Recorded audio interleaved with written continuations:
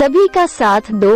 दिल को छू लेने वाली शायरी। एक चूहा एक कसाई के घर में बिल बना कर रहता था। एक दिन चूहे ने देखा कि कसाई और उसकी पत्नी एक थैले से कुछ निकाल रहे हैं। चूहे ने सोचा कि शायद कुछ खाने का सामान है।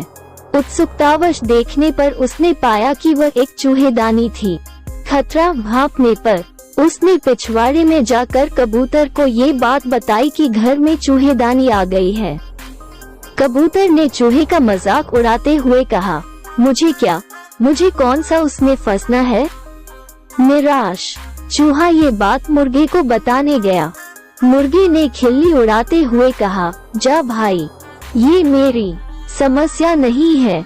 हताश चूहे ने बाड़े में जाकर बकरे को ये बात बताई और बकरा हंसते हंसते लोटपोट होने लगा।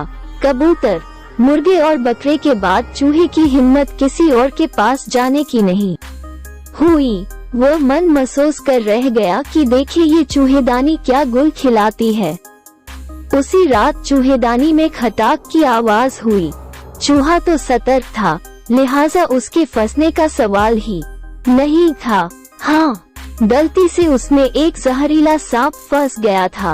अंधेरे में उसकी पूंछ को चूहा समझ कर कसाई की पत्नी ने उसे निकालना चाहा तो सांप ने उसे डस लिया। सांप काटने से कसाई की पत्नी की तबीयत बिगड़ने लगी तो कसाई ने हकीम को बुलवाया। हकीम ने उसे कबूतर का सूप पिलाने की सलाह दी। कबूतर अब पतीले में उबल रहा था। खबर सुनकर उस कसाई के कई रिश्तेदार मिलने आ पहुँचे, जिनकी खातिरदारी के लिए अगले दिन उसी मुर्गे को काटा गया। कुछ दिनों बाद उस कसाई की पत्नी ठीक हो गई।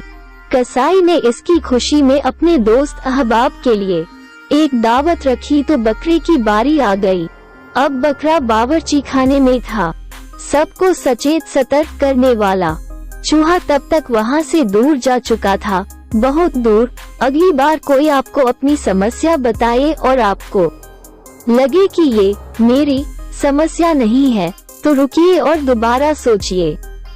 समाज का कोई अंग, कोई तबका, कोई समुदाय, कोई नागरिक खतरे में है तो हम में से किसी को भी, यहाँ तक कि पूरे देश को खतरा हो सकता है।